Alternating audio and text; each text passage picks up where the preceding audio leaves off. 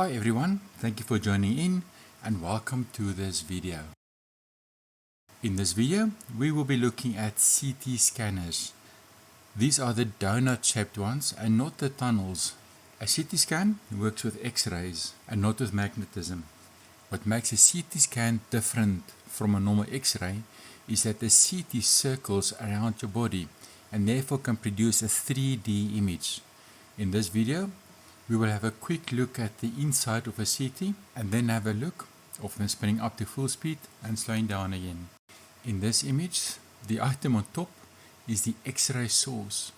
This is the X-ray tube as it's known, and it produces the X-ray that's used to conduct the examination. At the bottom you will find the detector. This is the unit that captures the image and converts the X-rays into electronic signals, which then produces the image. In front of the unit is the bed. This is where you will find yourself lying on before the exam starts. And then lastly is the center of the donut. This is where you will pass through in order to be scanned. These machines have opened a new world into diagnostic imaging. The rotating part in the center weighs around 1,600 kilograms. That's just over 3,000 pounds. And depending on the size and type of CT scan, they can either spin slowly or really fast. Here I will show you two videos, one of a smaller CT spinning at the lower speed and one of the big boys spinning at full speed.